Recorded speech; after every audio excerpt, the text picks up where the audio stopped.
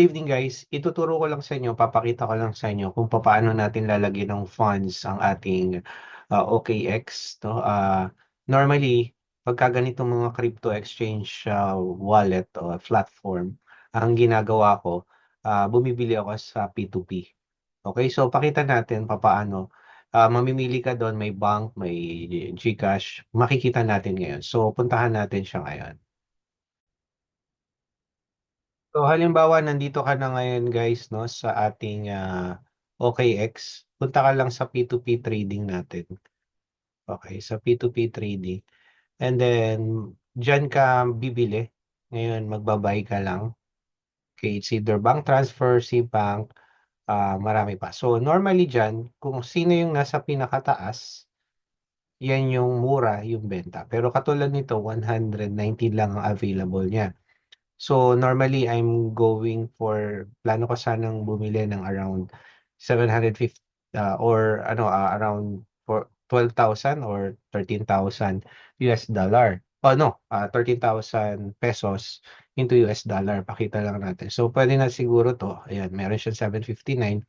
Ang completion mahalaga rin to, no? Normally 99% naman yung pinupuntahan natin. So ang gagawin lang natin, user agreement lang natin is mag-agree ka and then dito tayo bibili. So halimbawa, gusto natin magbabayad tayo ng 12,000 pesos. Okay, so meron tayong 204 USDT. So gawin na natin 2,500. Okay, yan. So select payment method.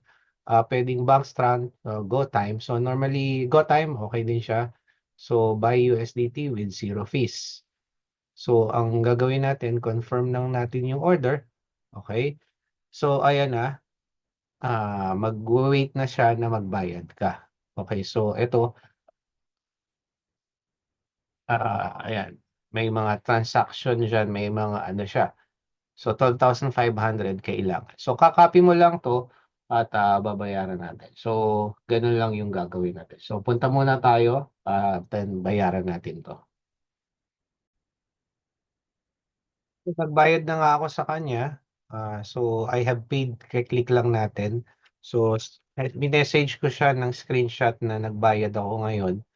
Okay, then I have paid. Ayan, pinapa-upload nila uli yung payment ko. So, upload ko lang, no problem. Okay. And then confirm. Confirm payment.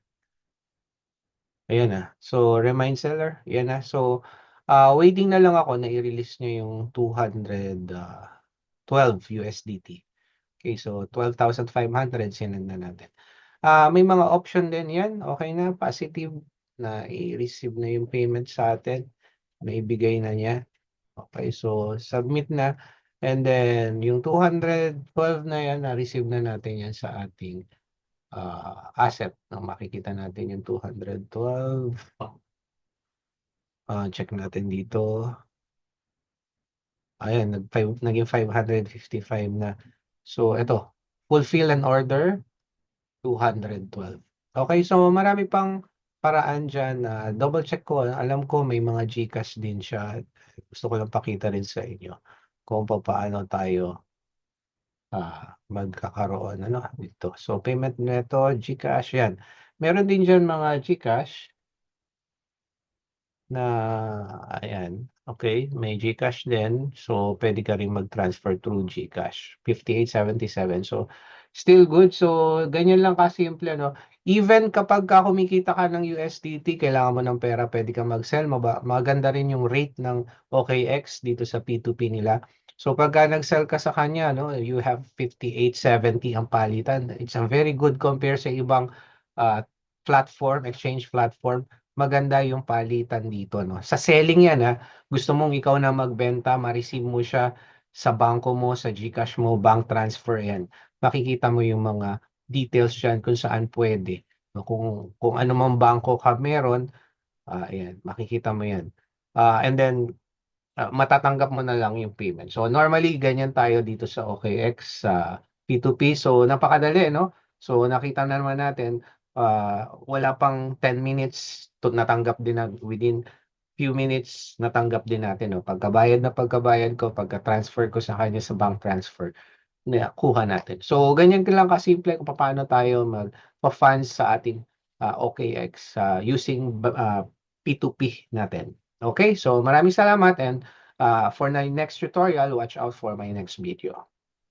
Don't forget lang, register lang kayo sa OKX para masundan nyo pa para sa inyong crypto trading journey. Maraming salamat, guys. Good night.